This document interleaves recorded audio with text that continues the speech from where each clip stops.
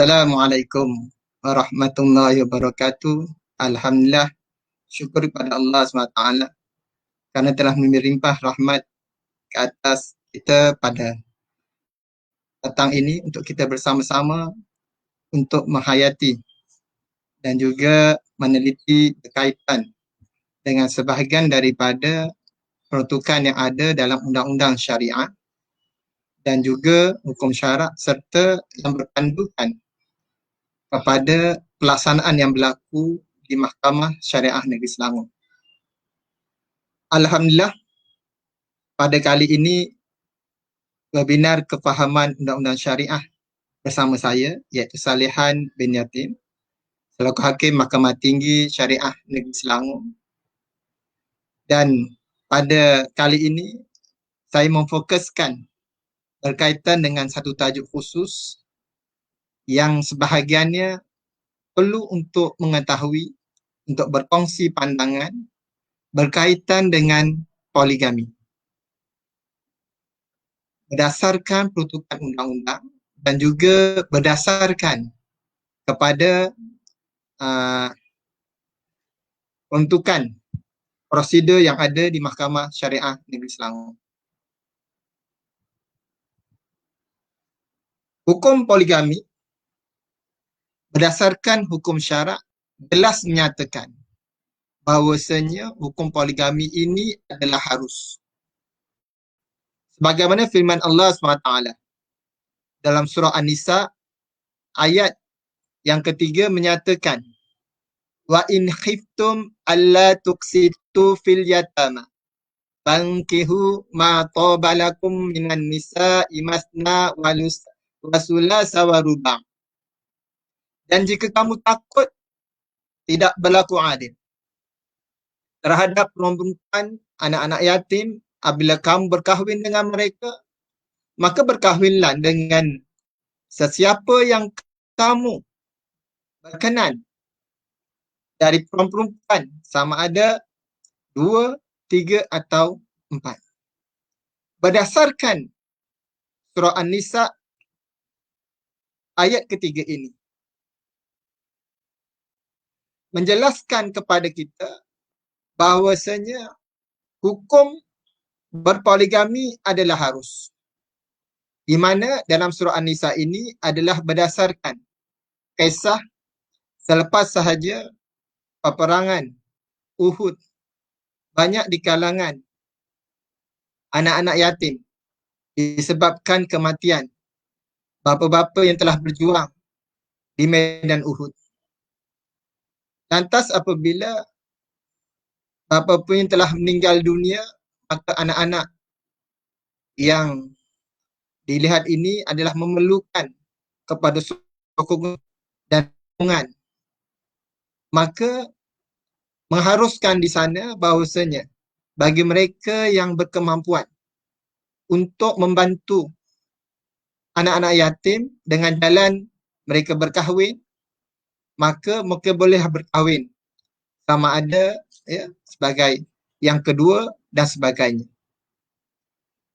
Dan sekiranya seorang itu tidak berkemampuan untuk berkahwin dengan mereka disebabkan kelemahan-kelemahan mereka, maka dengan ini berkahwinlah dengan wanita-wanita yang lain selain pada anak yatim tadi. Kerana anak-anak yatim tadi adalah orang yang sangat memerlukan di sini, maka dia perlukan kepada sokongan, penelitian, dan hati mereka telah mengalami satu proses iaitu kehilangan bapanya. Maka berdasarkan surah An-Nisa ayat 3 inilah yang mengharuskan perkahwinan itu adalah harus bagi mereka yang berkemampuan, dan bagi mereka yang tidak berkemampuan maka mereka berkahwinlah dengan seorang sahaja. Bila dilihatkan pada ayat yang berikutnya, wa in khiftum alla ta'dilu fawahidah, wa in khiftum alla ta'dilu fawahidatan aw ma malakat aymanukum dzalika adana alla ta'unu. Yang bermaksud sekiranya kamu bimbang tidak akan berlaku adil di antara isteri-isteri kamu, maka berkahwinlah dengan seorang sahaja, atau pakailah hamba-hamba perempuan yang kamu miliki. Yang demikian itu lebih dekat untuk mencegah supaya kamu tidak melakukan kezaliman. Dalam surah An-Nisa ayat 3. Tuan dan puan-puan hadirin sekalian. Sebelum itu, sebelum melanjutkan perbahasan untuk kita mengetahui peruntukan undang-undang dan juga berkaitan dengan prosedur di Mahkamah Syariah ini, tuan-tuan sila tekan ulang butang, ya, like, ya, butang share dan sebagainya bagi dapat memberikan manfaat kepada saudara-saudara kita yang lain.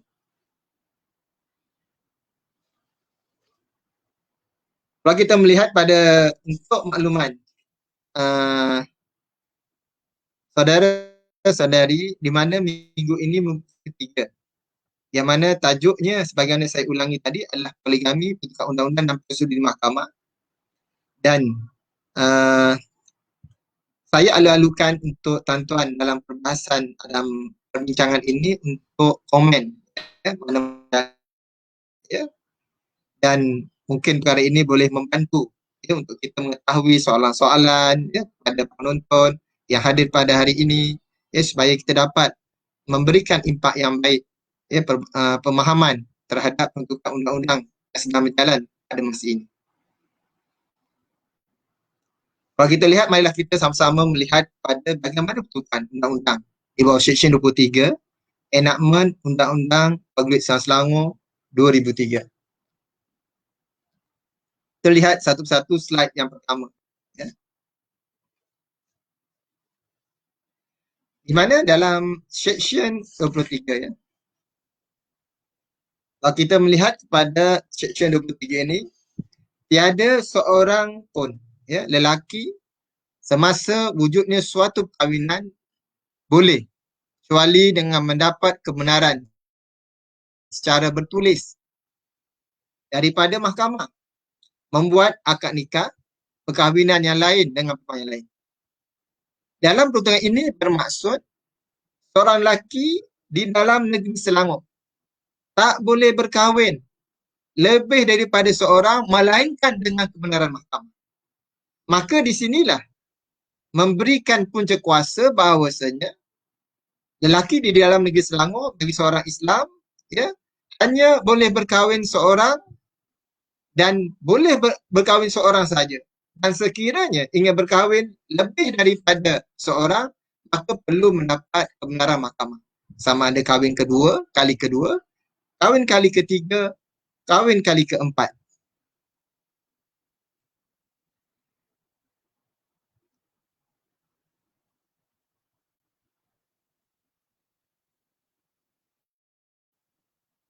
Okay. Yang kedua, bagi kita melihat peruntukan yang kedua. Dalam subsection yang kedua, di mana dalam subsection yang kedua, sebelum ini kita lihatkan, tiada perkahwinan yang akan nikahkan tanpa kebenaran di bawah subsection 1 boleh didaftarkan di bawah enakmen ini, melainkan jika mahkamah berpuas hati bahawa perkahwinan sedemikian adalah sah mengikut hukum syarak dan mahkamah telah memerintahkan supaya perkahwinan itu didaftarkan tertakluk pada seksyen 124. Kalau kita melihatkan di sini, bermakna mana-mana perkahwinan yang tanpa kebenaran satu iaitu kebenaran mahkamah syariah, ya, tidak boleh didaftarkan di dalam peruntukan enakmen ini, melainkan mahkamah telah berpuas hati bahawasanya syarat-syarat dia perlulah, ya, syaratnya adalah sah berdasarkan hukum syarak. Sekiranya tidak sah perkahwinan tersebut di bawah hukum syarak, maka mahkamah tidak boleh mendaftarkan perkahwinan yang perkahwinan yang kali kedua ini, atau kali ketiga, atau kali yang keempat. Dalam masa yang sama, ya, di sinilah, ya, mahkamah akan memerintahkan perkahwinan itu didaftarkan tertakluk kepada seksyen 124. Dalam subsection 2 ini, 23 subsection 2 ini memberikan peruntukan bahawasanya bagi mana-mana perkahwinan, sama ada mereka berkahwin luar daripada negeri Selangor ataupun dalam Selangor, yang tidak mengikut peruntukan undang-undang, tanpa mengikut prosedur di mahkamah syariah, maka apabila mereka nak daftarkan, mereka perlukan kepada pengesahan daripada pihak mahkamah. Di sinilah kalau kita mendaftarkan di mahkamah, ia tertakluk kepada peruntukan, iaitu peruntukan yang disebut sebagai permohonan daftar nikah poligami. Ya. Kalau kita lihat daftar nikah poligami ni, dia berdasarkan Seksyen 23 Subsection 2 ini. Maka sekiranya perkahwinan itu sah berdasarkan hukum syarak, berdasarkan rukun-rukun nikah. Dari segi rukun-rukun nikah ini termasuklah rukun nikah yang berkaitan dengan isteri, berkaitan dengan suami pengantin lelaki ini, berkaitan dengan ijab kabulnya, berkaitan dengan walinya, berkaitan dengan saksinya, 2 orang saksi ada, sekiranya lengkap, barulah mahkamah akan merintahkan perkahwinan itu didaftarkan di mahkamah syariah. Selanjutnya dalam Seksyen 3 ini. Seksyen 3, 1, terpakai bagi perkahwinan dalam negeri Selangor seorang lelaki yang bermaslahatin dalam atau luar negeri Selangor, atau perkahwinan di luar negeri Selangor seorang lelaki yang bermaslahatin dalam negeri Selangor. Dalam Seksyen ini menyatakan, ya, ini adalah menunjukkan bahawasanya, ya, nak daftarkan mereka yang nak mendaftarkan permohonan poligami ini, perlulah mereka ini tinggal dalam negeri Selangor ataupun pasangannya berada dalam negeri Selangor dan di luar negeri Selangor, mereka boleh mohon di mahkamah syariah. Ya, ini boleh mohon di mahkamah syariah. Yang keempat, permohonan untuk kebenaran hendaklah dikemukakan kepada mahkamah mengikut cara yang ditetapkan dan hendaklah disertai dengan suatu ikrar menyatakan alasan-alasan mengapa perkahwinan yang cadang itu dikatakan patut atau perlu. Ya, pertama sekali kita lihat dia, apabila nak masukkan bukannya perkara tersebut dia nak mudah, tetapi perlu kepada perkara yang penting. Antara yang penting adalah menyatakan alasan mengapa perkahwinan cadangkan itu dikatakan patut atau perlu. Yang kedua, pendapatan pemohon pada masa itu. Butir-butir komitmennya dan kewajipannya yang patut ditentukan, bilangan orang yang di bawah tanggungannya, termasuk orang yang akan menjadi tanggungannya ikutan dengan perkahwinan yang dicadangkan itu. Dan sama ada izin atau pandangan isteri atau isteri yang sedia ada telah dipenuhi atau tidak terhadap perkahwinan yang dicadangkan ini. Ini memberi maksud apabila permohonan poligami ini dibuat di mahkamah syariah, maka perlu disokong dengan ikrar. Ya. Dia melalui perbenasaman, lepas tu perlu disokong dengan ikrar. Di mana ikrar ini adalah ikrar nak membuktikan bahawasanya perkahwinan tersebut dia akan mendatangkan mawaddah warahmah. Sebab itu kita lihatkan, ya, matlamat perkahwinan ini adalah untuk mencari kasih sayang, ya. Sama ada isteri dia ada, isteri yang akan datang. Dalam perkahwinan ini, ya, apabila nak mencapai mawaddah warahmah ini, maka perlulah pada kesungguhan dan persiapan yang rapi bagi memastikan isteri-isteri yang di bawah tanggungan ini akan dapat diberikan perhatian dengan sebaik-baiknya. Antaranya alasan-alasan perkahwinan tersebut, ya, pendapatan yang ada, butir-butir komitmen, ya, kewajipan yang ada, semua itu akan disiasat oleh pihak mahkamah. Termasuk juga adalah sama ada izin isteri. Untuk perhatian para pendengar yang dirahmati Allah SWT, mudah-mudahan pada ketika ini mohon tuan-tuan, ya, bagi mereka yang ada pandangan sendiri boleh share, boleh komen dalam butang-butang komen tadi, dan bagi mereka yang berkesempatan juga elok dan teruskan untuk share pada rakan-rakan yang lain.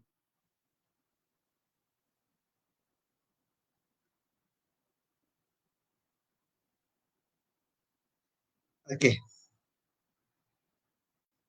Kita lihatkan pada subsection yang ke-5, ya, subsection 5, ya. Sebelum ni kita lihatkan, ya, bagaimana dalam section yang ini kita lihatkan. Apabila menerima permohonan, ini apabila berlaku ke mahkamah.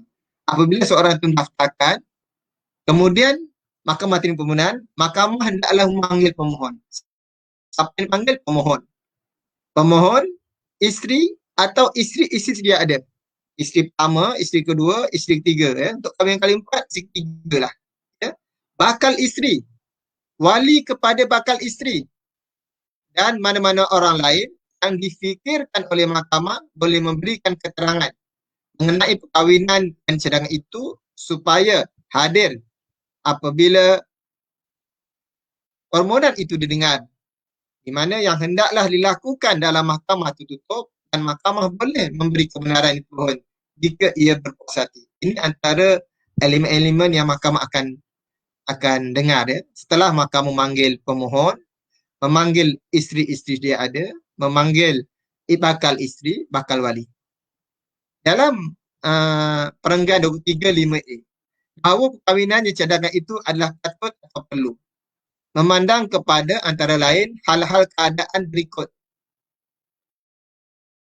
iaitu antara lain iaitu kemandulan, keuzuran jani, tidak layak dari segi jasmani untuk persetubuhan, sengaja ingkar mematuhi perintah untuk pemulihan hak-hak persetubuhan, atau gila di pihak isteri atau isteri-isteri tidak ada. Ini syarat yang pertama, mahkamah akan perhati. Di cadangan itu adalah patut ataupun perlu. Ini adalah antara elemen-elemen yang lain, antara contoh-contoh lain. Antaranya adalah kemandulan, keuzuran jasmani, tak layak dari segi jasmani, engkar untuk mematuhi, untuk pemulihan hak persetubuhan dan sebagainya. Dalam perenggan 23.5b, bahawa pemohon mempunyai kemampuan yang membolehkan dia menanggung sebagaimana yang dikehendaki oleh hukum syarak semua isteri dan orang yang di bawah tanggungannya, dan juga orang yang bakal akan dicadangkan di bawah tanggungannya. Ini maksudnya sekuduk kemampuannya. Di sinilah siasatan mahkamah. Mahkamah akan melihat bagaimana seorang itu, sama ada apakah pekerjaan dia, apakah pendapatan yang dia perolehi, sama ada dia mampu untuk menanggung atau tidak. Setiap orang dia adalah berbeza-beza. Ada setengahnya adalah pendapatan dia berdasarkan rumah-rumah sewanya.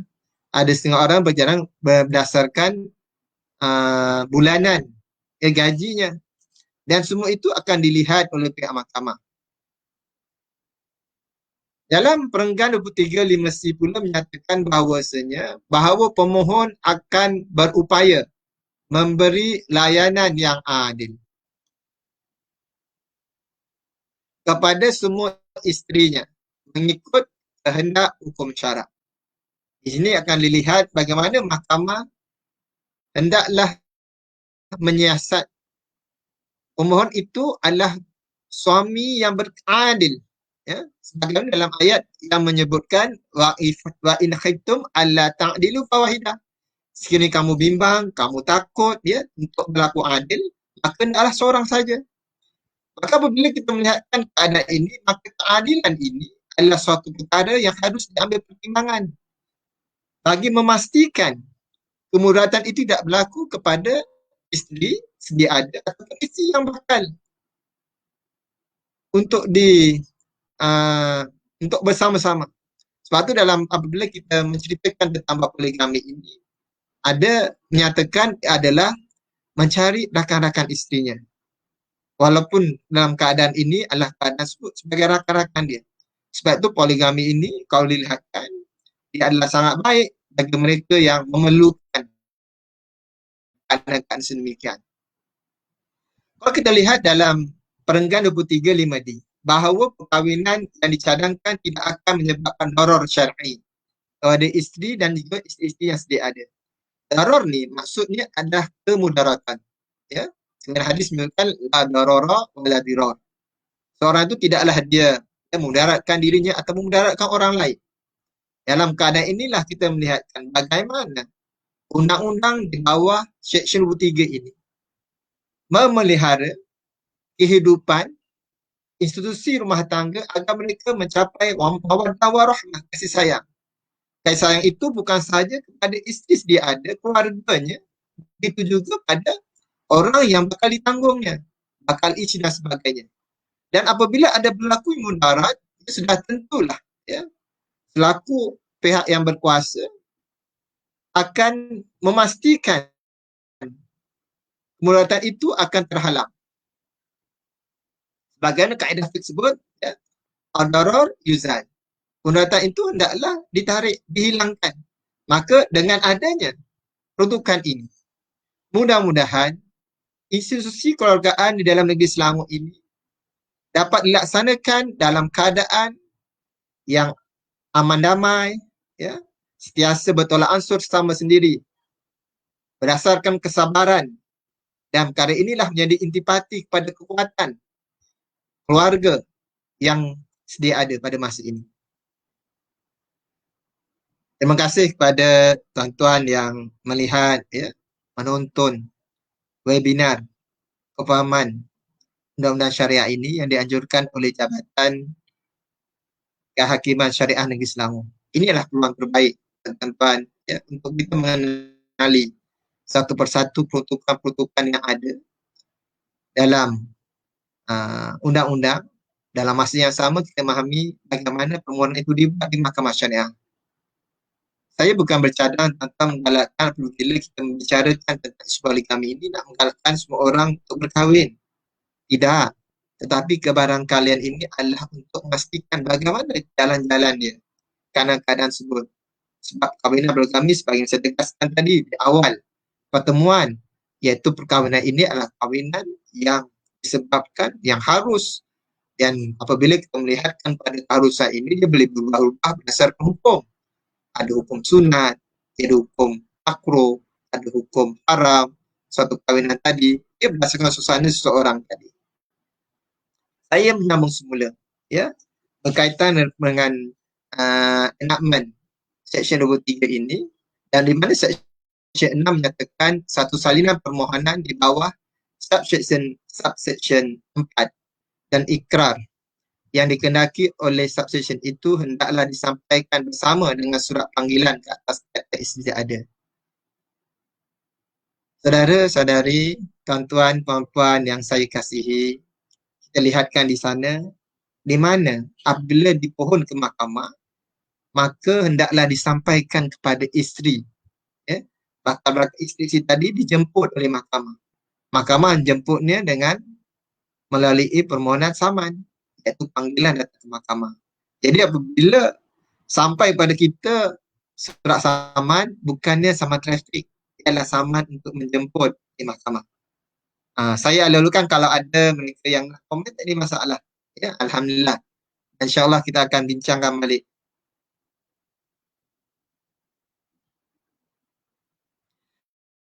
Dalam subsection yang ke-7, ya, mana-mana pihak yang terkilan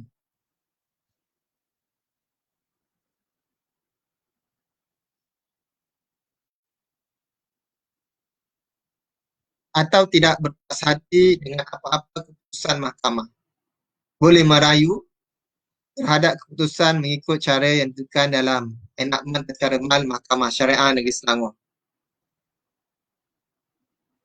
Dalam subsection ini, kalau kita melihatkan di sini, mana-mana pihak yang terkilan dengan atau tidak berpuas hati dengan apa keputusan mahkamah boleh merayu. Di sini, Mahkamah Syariah ini, struktur mahkamah dia ada mahkamah rendah, ada mahkamah tinggi, ada mahkamah rayuan. Di mana urusan mahkamah rayuan adalah muktamad di sana. Dalam Seksyen 23 ini, di mana pembentukan undang-undang ini mengatakan bahawasanya permohonan, ya, bagi pentadbiran poligami ini, permohonan poligami ini, dia bermula daripada Mahkamah Tinggi Syariah. Maka apabila putusan yang dibuat oleh Yang Arif Hakim Mahkamah Tinggi, maka sekiranya tidak berpuas hati sama ada isteri, ya, isteri sedia ada, ya, ataupun suami tak puas hati bersama mahkamah, maka boleh merayulah ke Mahkamah Syariah. Terima kasih saya ucapkan sekali lagi kepada yang memberi komen. Alhamdulillah, syukur kepada Allah SWT. Mudah-mudahan terima kasih. Saya lihat di sini, dalam sini ada Puan Roziah Rahmat, terima kasih Puan Roziah sebab hadir ya. Waalaikumsalam Puan Zuraida. Ya, begitu juga Tuan Cik Al-Hilmi ya yang menentukan soalan. Dewasa ini Encik Al-Halim ya. Al-Hilmi soalan beliau adalah terima kasih. Dewasa ini poligami adalah keistimewaan. Menjadikan suami dianggap istimewa. Ya. Soalan daripada Al-Halim, iaitu dewasa ini poligami adalah keistimewaan dan menjadikan suami dianggap istimewa. Sebenarnya mana yang afdal, poligami atau tidak? Adakah fenomena yang sihat menjadikan poligami menyelesaikan masalah para isteri yang gagal dan berkahwin dahulu sebab suami yang tak poligami membawa kepada perceraian kepadanya? Terima kasih soalan ini. Sungguh tepat soalan-soalan ini, dan inilah yang sebahagian daripada yang berlaku dalam masyarakat kita. Masyarakat kita berkaitan dengan poligami ini, dia adalah untuk menjadikan suatu seolah-olah ditakut-takutkan dengan masyarakat. Bahawa poligami ini akan membebankan, menjadikan ketidakadilan dan sebagainya. Dan poligami ini adalah sebahagian adalah jalan yang terbaik untuk membawa sebagaimana kisah dalam surah An-Nisa ayat 3, di mana permulaan surah An-Nisa tadi menyatakan bahawasanya hukum awal untuk poligami ini asal daripada surah dalam kisah selepas ada peperangan Uhud tadi, mereka yang telah kematian, bapa-bapa yang kematian tadi, tak ada siapa yang memelihara. Dan tujuan ini kita melihatkan adalah untuk membantu di kalangan mereka yang memerlukan kesusahan pada ketika itu. Maka ialah sebahagian daripada jalan penyelesaian terhadap masalah masyarakat. Meskipun ada berbagai-bagai daripada pandangan netizen menyatakan ya, lebih baik kepada perkahwinan yang bukan monogami, yang hanya seorang saja. Ya, tapi tersebut itulah pandangan daripada individu. Terima kasih daripada Saudara Al-Hilmi. Itu je kita lihatkan ada soalan dari Al-Hilmi mengatakan kenapa pernikahan pertama tidak ada siasatan berkaitan kemampuan nafkah suami. Hanya diberi kepercayaan kepada wali pihak. Percaya mempercayai. Apabila poligami disiasat mahkamah, tidak beri kepada wali sahaja atau pihak-pihak. Sebab pernikahan adalah pernikahan yang paksi rukun yang sama. Ya, kenapa pernikahan pertama tiada siasatan berkaitan kemampuan nafkah suami, hanya diberi kepercayaan kepada wali. Terima kasih kepada soalan daripada saudara Halim. Al-Halim ni. Apabila kita melihatkan kenapa pernikahan pertama tiada siasatan, kita melihatkan, inilah lihatkan dalam rukun nikah. Nikah ni ada bab wali. Ya, ada rukun nikah yang disebutkan ya, rukun nikah antara perkara yang perlu dijadikan perhatian adalah bab wali. Wali perlu ada. Sebab tu wali perlulah orang yang disegani, iaitu bapa. Jadi apabila tak ada bapa, datuk. Ya, tak ada datuk, pula dia ada saudara lelaki. Jadi dalam bab inilah kepercayaan pada nikah kali pertama, ya, tidak perlulah sampai kepada pihak mahkamah. Ia memadailah pihak-pihak yang sedia ada ya, berurusan ya di pejabat agama ya, membuat permohonan ya, pernikahan. Ya. Sebab tu wali adalah orang-orang yang adil di sana. Sebab tu kalau wali kena cari wali yang adil, barulah membantu kita untuk kita menyelesaikan dari sudut permasalahan. Kemudian kita lihat pada soalan daripada saudara Puan Zuraida Ahmad. Boleh tuan terangkan maksud adil dalam poligami? Terima kasih Puan Zuraida Ahmad di atas soalan yang telah diberikan. Adil ini bermaksud kita meletakkan sesuatu kepada yang haknya, pada tempatnya.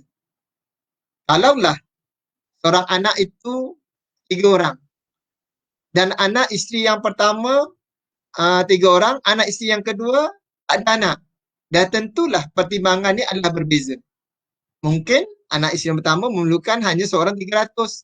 Kalau 3 orang adalah 900, berbeza. Ya, begitu juga berkaitan dengan keadaan-keadaan sedemikian. Isteri pertama sedemikian. Tidak ada dia punya kaedah cara hidup dia dan sebagainya. Maka isteri yang kedua pun perlu ya, pada keadaan-keadaan sedemikian berdasarkan apa keperluan-keperluan yang sedia ada. Sebab tu kita lihatkan keadilan ini, ya, keadilan bukan sahaja dari sudut nafkah semata-mata, keadilan ini juga dilihat dari segi bab poligami ini adalah keadilan dari sudut bermalam. Bermalam ini perlu dilihat suatu benda yang adil. Adil kepada isteri-isteri dia ada. Layanan pada isteri pertama, ya, perlu ada.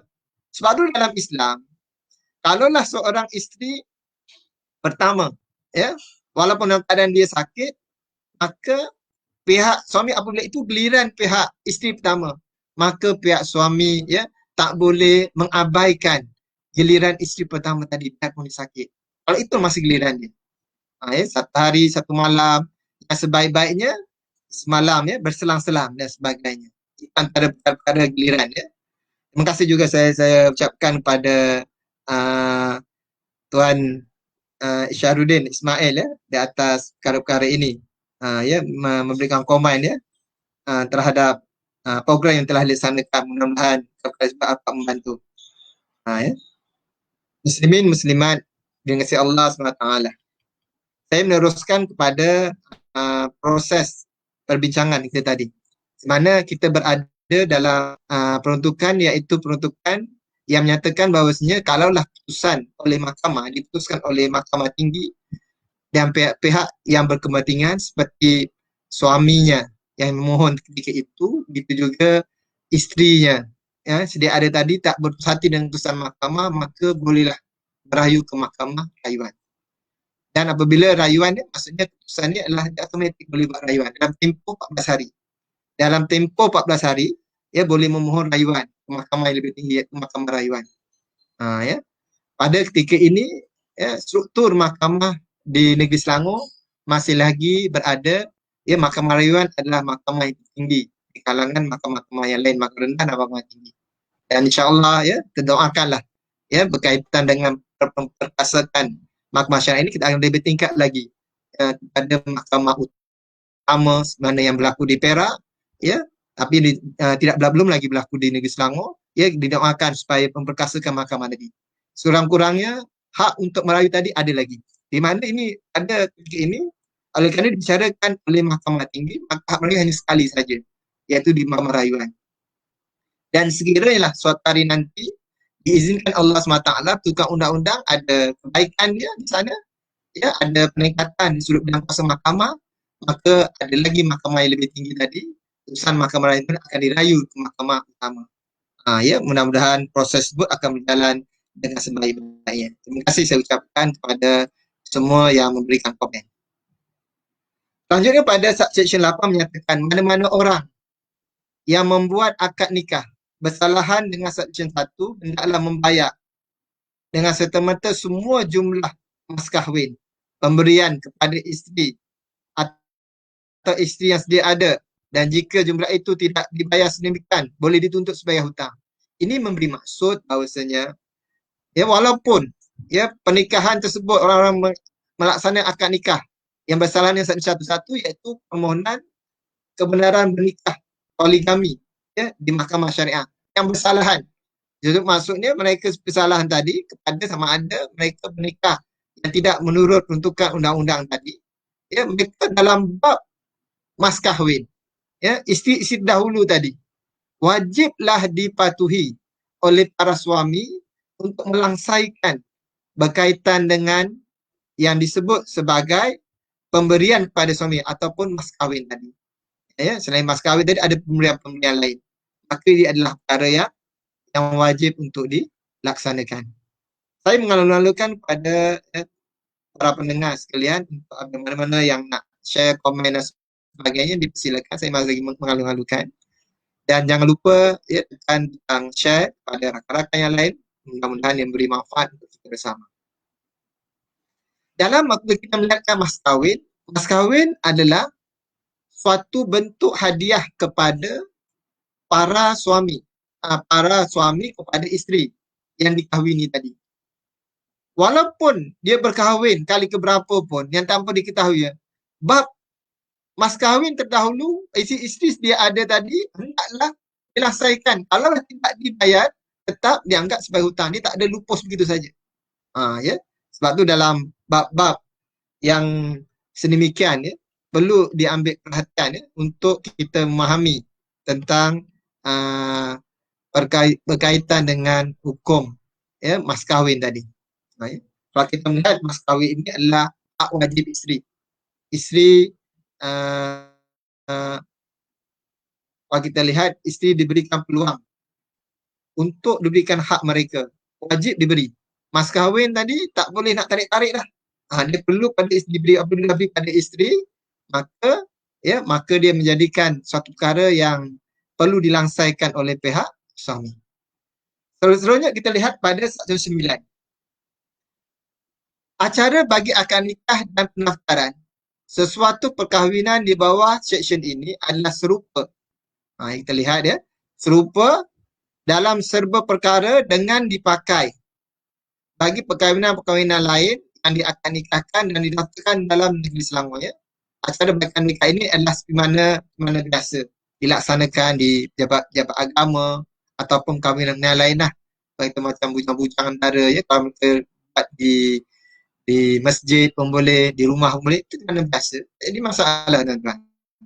Ini perkara yang mudah dilihat dan sebagainya. Kita dalam Seksyen 9. Yang kita lihat pada Seksyen 10 pula, di sini tuan-tuan ambil perhatian betul-betul, di mana kalau kita lihat dalam Seksyen 10 menyatakan tiap-tiap mahkamah yang beri kebenaran atau memerintahkan supaya perkahwinan itu didaftarkan di bawah seksyen ini, hendaklah mempunyai kuasa atas permohonan-permohonan mana-mana pihak pada perkahwinan. Antaranya A, menyatakan untuk menghendaki seorang untuk membuat bayaran nafkah kepada isteri atau sedia ada. Maksudnya apabila mahkamah benarkan, maka mahkamah ada kuasa untuk perintahkan untuk suami-suami bayar nafkah pada isteri sedia ada tadi. B, untuk memerintahkan apa-apa aset yang telah diberi oleh pihak itu dalam masa perkahwinan dengan usaha bersama. Mereka dibahagi antara mereka atau supaya mana-mana aset itu dijual, jual itu dibagikan. Tuan-tuan, para penonton yang saya kasihi, kalau kita lihat di sini yang di sini kita lihatkan bagi untuk merintahkan supaya apa-apa aset disebut boleh dibagikan. Dia seperti adalah tuntutan harta pencarian. Al-maklumlah, apabila seorang telah berkahwin setahun, 2 tahun, sehingga 10 tahun, sudah tentulah mereka ada tambah aset. Termasuklah sama ada rumah, biasaan rumah, semata juga kenderaan-kenderaan, kereta, motor dan sebagainya. Maka ia adalah sebenarnya adalah tarian hasil daripada perkahwinan yang pertama. Tak boleh bercampur dengan yang kedua. Maka dalam bab ini, pihak isteri-isteri sedia ada ataupun pihak suami tadi boleh mereka merekodkan untuk aset-aset itu dibahagikan. Sama ada dengan dibagi dua ke, ditekan dalam penjara, jadi masalah bagi dua dan sebagainya. Terima kasih kepada satu soalan daripada Puan Zuraidah Ahmad. Hak isteri kedua adakah sama dengan hak isteri pertama, Puan? Soalan daripada netizen kita iaitu Puan Zuraidah Ahmad, di mana hak isteri pertama adakah sama dengan hak isteri pertama, tuan? Kalau kita lihat, kalau hak dari sudut giliran dia sama je.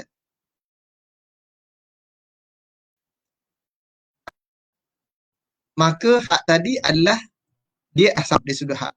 Sama ada hak isteri pertama, hak isteri kedua. Dia tidak ada perbezaan antara yang lain. Yang beza dia adalah, kalaulah kita lihat perbezaan yang kita lihat perkara ini. Apabila mahkamah siasat ni, kebiasaan mahkamah akan melalui proses iaitu pihak-pihaknya reda meredai. Sebab tu apabila mereka reda meredai, maka pihak bakal suami tadi mereka bersungguh-sungguh untuk mendaftarkan ke mahkamah. Namun kalau ada mereka rasa payah sangat, isteri pun rasa masam, tak suka dan sebagainya, itu yang kadang-kadang mahkamah tak boleh nak bantulah. Mereka mengambil jalan belakang pula. Mereka pergilah tempat-tempat yang boleh dibenarkan. Sama ada di sempadan-sempadan sana, yang diperlihatkan yang berlaku pada masa sekarang. Jadi apabila mereka berlaku pada masa sekarang, keadaan-keadaan ini, maka di sinilah kita lihat kan apabila mereka nak perkahwinan tadi, maka dia akan menjadikan satu kesukaran sebab hak-hak isteri tadi tidak dipelihara. Sebab tu apabila kita lihatkan perbuatan yang ada, apabila mahkamah membenarkan, mahkamah akan terus memberikan suatu perintah, iaitu perintah nafkah. Nafkah ini bukan saja nafkah kepada isteri sedia ada, begitu juga nafkah kepada isteri bakal isteri dia tadi. Kalau isteri pertama, nafkah dia berapa? Ya? Tak kira lah nafkah tadi telah terpulang pada keadaan masing-masing, kesesuaian masing-masing keadaan dia. Ya, kalau biasanya saya lihatkan ya, ada yang bagi 1,000, ya, bagi isteri kedua pun 1,000 dalam keadaan tersebut. Ya. Dan kebiasaannya apabila mereka berlaku di mahkamah, maka mereka akan bersetuju, ya, sebab mereka yakin pihak suami adalah orang-orang yang soleh yang akan melaksanakan tanggungjawab dengan sebaik-baiknya. Itu yang kadang-kadang yang membantu, ya, proses-proses, ya, bagaimana poligami ini membantu mereka untuk melaksanakan tanggungjawab secara bersama-sama. Terima kasih. Kita teruskan lagi perbincangan kita. Untuk nama yang sama, saya alu-alukan pada tuan-tuan untuk tekan butang like, juga butang share, ya, bagi rakan-rakan yang lain, bagi kita merancangkan lagi perbincangan kita pada hari ini. Selanjutnya kita lihat pada prosedur poligami di Mahkamah Syariah Negeri Selangor. Prosedur ini bukannya suatu perkara yang sukar, dia mudah saja. Ikut dia, insya-Allah, ia akan menyelesaikan banyak masalah. Kita lihat satu yang pertama, antara prosedur-prosedur yang penting. Di mana prosedur yang pertama sekali, dia adalah hendaklah menggunakan borang permohonan berkahwin lelaki, iaitu borang B, diisi dan dihantar kepada Pejabat Agama Islam. Ini borang 2B ni maksudnya, pihak lelaki akan mohon pertama sekali pergi ke Pejabat Agama. Dalam bab perkahwinan, dalam undang-undang keluarga Islam ini, dia kena bermula daripada Pejabat Agama. Ya, Pejabat Agama akan melihat bagaimana keadaan tersebut, ya, berkaitan dengan saksinya, ya, saksi berkaitan borang-borang permohonan tadi, borang 2B tadi. Kemudian dia akan memberikan satu borang komen, iaitu dalam menyokong atau tidak terlihat. Yang baru-baru mereka daftarkan ke mahkamah. Terlihat yang kedua, itu borang 2B, ya. Dia bermula daripada Pejabat Agama. Kena ambil borang Pejabat Agama dulu lah. Ya. Kemudian barulah mereka mengisi borang permohonan kebenaran poligami, ya, dan difailkan di Mahkamah Tinggi. Sebagaimana saya sebutkan tadi, permohonan poligami ini adalah permohonan yang spesial. Dia diisi di Mahkamah Tinggi. Dalam spesial di Mahkamah Tinggi dan juga di Mahkamah Tertutup. Mungkin ada perkara-perkara kita lihat pembubahan undang-undang tadi melihatkan bahawasanya bagaimana permohonan poligami ini, ya, adalah perkara yang untuk kita menjaga kerukunan rumah tangga tadi supaya tidaklah kita bila mahkamah terbuka mungkin ada yang rasa malu dan sebagainya. Dia mohon mohon permohonan poligami ini di Mahkamah Tinggi. Mahkamah Tinggi Syariah. Kerana ada kuasa di sana, iaitu kuasa kalaulah mahkamah nak perintahkan harta carian, ia boleh direkodkan persetujuan harta carian tadi. Kemudian satu salinan borang permohonan perlu diserahkan pada isteri sedia ada. Ya. Borang tersebut selain daripada permohonan daftar ke mahkamah, ya, kemudian adalah diserahkan pada isteri-isteri sedia ada. Kenapa isteri-isteri perlu tahu? Kerana isteri-isteri ini dia punya hak-hak mereka. Selama ini, ya, mereka dapat sepenuhnya, tiba-tiba mereka kena bahagi. Ya, sama ada bahagi kasih sayang, ya, bahagi nafkah tadi dan sebagainya. Itu yang keadaan yang berlaku. Okey, selanjutnya. Kita lihat yang keduanya. Kita lihat dokumen-dokumen yang perlu untuk difailkan semasa pemfailan, iaitu salinan kad penalan. Kad penalan bagi rakyat Malaysia atau pasport bagi mereka yang pasport suami, bagi mereka yang bukan rakyat Malaysia tapi berkeinginan untuk berkahwin di Malaysia, isteri ataupun isteri dia ada. Yang ini adalah dokumen peribadi lah. Yang kedua iaitu salinan surat nikah. Mereka pasangan tadi, ataupun salinan nikah rujuk terdahulu. Kalau itu salah satulah, sama ada surat nikah, surat rujuk dan sebagainya. Kalaulah ada salinan surat perkawinan cerai, ya, dan surat perlakuan cerai atau surat kematian bagi bakal isteri. Ya, surat kematian bagi bakal isteri iaitu janda atau balu. Yang di sini kita lihatkan ini adalah untuk bakal isteri yang telah bercerai tadi. Kalau kita lihat salinan surat nikah tadi adalah pada suami tadilah, sebab yang nikah seorang lagi. Surat rujuk dia ada status adik lagi bawah tanggungan dia. Yang keempat, salinan surat perakuan cerai atau sijil kematian. Ini sebut perkara yang samalah. Ya, salinan surat perakuan cerai. Ya, salinan sijil kelahiran, kamalan anak-anak. Ya, salinan sijil kelahiran ya. Atau ni adalah salah satulah salinan sijil kelahiran ya, kalau mungkin belum lagi buat MyCard ya. Jadi ataupun kad pengenalan anak-anak tadi. Ini sudah besar. Kemudian borang permohonan berkahwin lelaki tadi. Ini antara dokumen yang diperlukan. Ada lebih kurang ada 5 dokumen ya yang diperlukan ya. Yang perlu diambil perhatian ya terhadap pihak-pihak. Ya, ya. Saya minta maaf yang 3, 4 lebih kurang sama. Di mana antara aturannya, mahkamah akan mengambil keterangan suami isteri atau isteri sedia ada atau bakal isteri atau bakal wali. Ini antara yang mahkamah yang akan panggil. Ini antara yang tak miss lah. Yang ada suami, bakal isteri sedia ada. Ya, bakal wali, dia akan dipanggil. Di mana prosedur ini, sebagaimana saya nyatakan tadi, prosedur ini, kes ini akan dijalankan secara tertutup di mahkamah tertutup.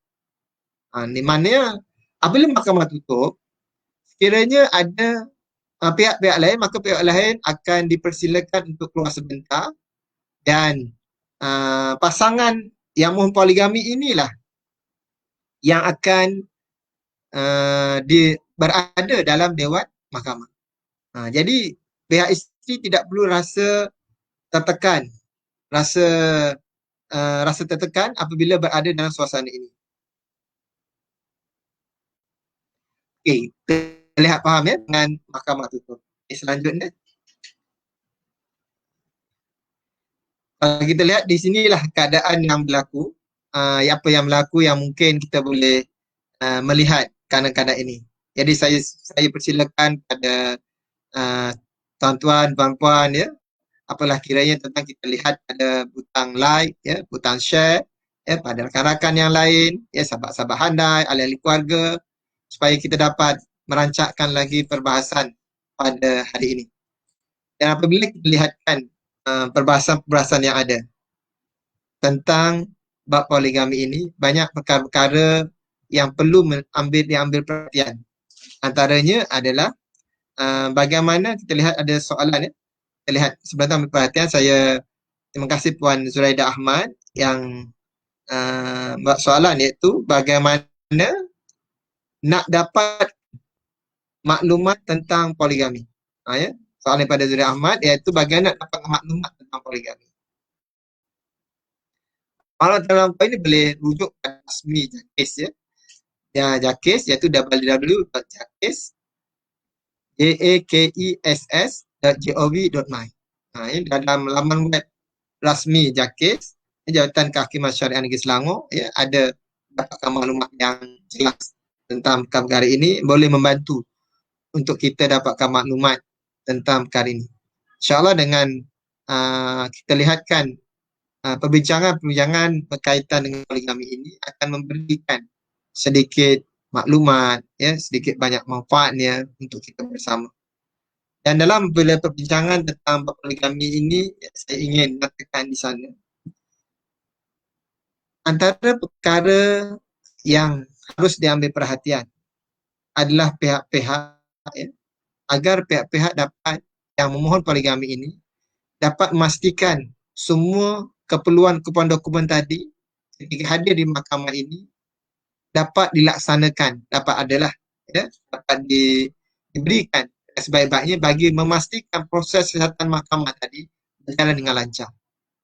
Itulah menyatakan kalau dikatakan sijil lahir anak ya, satu benda yang penting ya, kad pengenalan anak, itu juga surat cerai pendahulu, itu juga surat mati. Kalau contohnya bagi seorang balu. Apa dokumen yang perlu selain daripada surat kematian? Yang perlu adalah surat nikah dia dahulu. Betul tak? Dia bernikah di sana. Nikah dengan suami yang telah meninggal dunia selain daripada surat kematian dia. Sebab tu mahkamah akan siasat tentang dokumen-dokumen ini. Bagi mereka yang bakal balu tadi, itu antara dokumen-dokumen lah. Surat nikah dia dahulu, lepas tu surat kematian. Itu juga berkaitan dengan wali. Siapakah walinya? Kita lihat wali. Bab wali ni antara dokumen-dokumen yang boleh memberikan keyakinan kepada mahkamah yang wali tadi adalah wali yang sah. Jadi sudah tentulah kalau katakan membuktikan wali yang sah itu adalah dia akan melihat kepada wali yang sah itu adalah kepada surat nikah. Surat nikah adalah satu perkara yang penting juga. Sebab tu kita surat nikah tadi. Sebab apa surat nikah ibu bapa itu penting? Kerana dia akan jadi wali. Kena panggil betul wali tadi. Walinya siapa? Kalau dia adalah abang kepada ataupun adik-beradik lelaki lah yang akan nikah memberi jadi wali dalam pernikahan tadi. Dalam bab dalam bab tersebut kita akan lihat dalam bab boleh sebab maka dia memerlukan kepada dokumen iaitu dokumen bagi dokumen iaitu dokumen kelahiran abang tadi bagi memastikan dia ada hubungan antara abang dengan bakal isteri tadi. Lalu ada kaitan dia dengan wali tadi dan sebagainya ada kaitan dia. Sebab surat lahir saudara lelaki tadi adalah satu perkara yang membantu mahkamah bagi memastikan dia ni ada hubungan. Begitu juga surat lahir bagi pihak bakal isteri adalah satu perkara hubungan bagi mereka memang dia ada hubungan kekeluargaan tadi. Dia adalah menjadikan satu keyakinan bahawasanya wali yang akan menikahkan nanti adalah wali yang sah. Dan bukan wali-wali yang lain. Itu antara perkara-perkara sebagai peringatan-peringatan yang membantu kita bagi merancangkan ataupun melancarkan perjalanan dalam permohonan poligami ini. Itu antara sebahagian ada. Okey. Tambahan kalaulah tiada dokumen atau dokumen anak-anak tak ada pada simpanan, boleh buat daripada carian kepada Jabatan Daftaran Negara.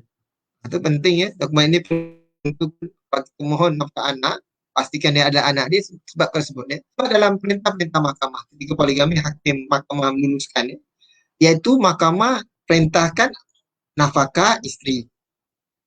Nafkah isteri dia ada, nafkah bakal isteri. Begitu juga berkaitan juga mahkamah perintahkan tentang berkaitan dengan nafkah tempat tinggalnya. Dengan tempat tinggal isteri berkaitan dengan tempat tinggal isteri, tempat tinggal bakal isteri, nafkah anak-anak. Jadi apabila ada nafkah, ada perintah nafkah anak-anak sudah tentulah sijil kelahiran itu membantu mahkamah bagi mahkamah mempercayai anak yang bakal diperintahkan nafkah ini adalah anak mereka berdua, bukan anak orang lain. Kalau sekadar kad penalan semata-mata, dia akan menyutarkan untuk kita memastikan keadaan tersebut. Kalau pihak Pak setuju tidak masalah. Tiba-tiba pihak Pak tak setuju. Setelah itu dia akan menyutarkan dalam perkara ini. Sebab dalam bab ini bolehlah buat di Jabatan Daftaran Negara insya-Allah. Bagian disebut juga di sini begitu juga dengan surat nikah dengan isteri sedia ada Jika tiada boleh buat carian di Pejabat Islam daerah tempat Kalau contohlah isteri surat nikah dengan isteri sedia ada tadi, suami kat mana tinggalkan? Surat nikah ni kat mana? Jadi cari-cari dekat beg dah tak ada. Pergilah Jabatan Agama buat carian lah di Pejabat Islam daerah asal tempat menikah dahulu. Tempat nikah dekat dulu. Kalau nikah dekat Kelantan, pergilah Kelantan Penjara Agama Islam Pasir Mas ke yang memang tempat menikah lah. Kawasan-kawasan tadi. Dia boleh membantu kanan-kanan ini. Dan saya melihatkan kanan ini apabila dokumen lengkap ni cukup selesai. Cukup mudah dan sebagainya.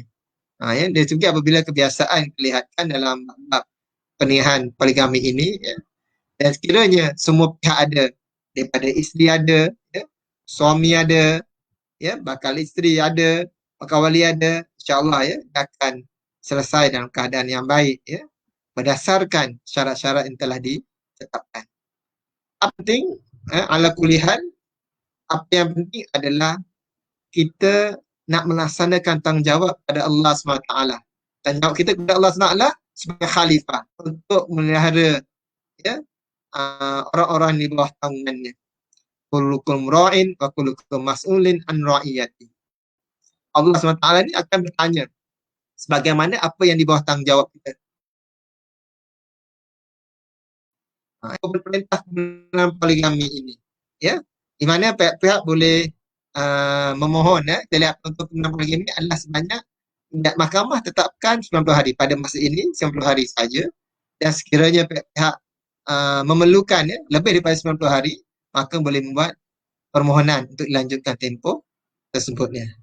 Dan sekiranya perkahwinan poligami tak berjaya dilaksanakan dan tempoh seperti mana yang telah diperintahkan, ya bolehlah mohon yang sebagaimana saya sebutkan tadi, boleh mohon lanjutan. Maklum sekarang ni zaman PKP, sebelum PKP dah dapat dah kebenaran poligami. Tiba-tiba ya 18 Mac 2020 start PKP. Tak boleh nak buat permohonan yang sewajar dan sebagainya. Yang itu ada terlebih dari sebelum waktu dia yang dibenarkan. Maka boleh mohon untuk dilanjutkan tempoh ya. Tempoh untuk permohonan poligami ini. Saya sebelum ini saya mohon tuan-tuan ya, sekiranya tuan-tuan yang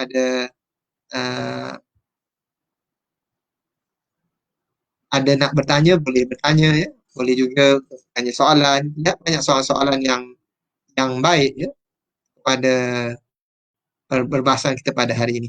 Ya. Dan saya bagi pihak jabatan mengucapkan terima kasih kepada para penonton yang sudi untuk bersama-sama dalam membincangkan webinar undang-undang berkaitan dengan peruntukan yang ada hak asasi mahkamah syariah. Pada kali ini saya telah membahaskan tentang tajuk, iaitu tajuk poligami, peruntukan undang-undang dan prosedur di mahkamah. Di mana prosedur ini akan setiap minggu akan terus berjalan ya, berkaitan dengan seminar melalui laman web di Facebook Jabatan Kehakiman Syariah Negeri Selangor ini. Banyak perkara-perkara maklumat yang kita boleh dapati hasil daripada bina kefahaman undang-undang syariah ya, dan mudah-mudahan dia memberi manfaat untuk kita bersama. Dan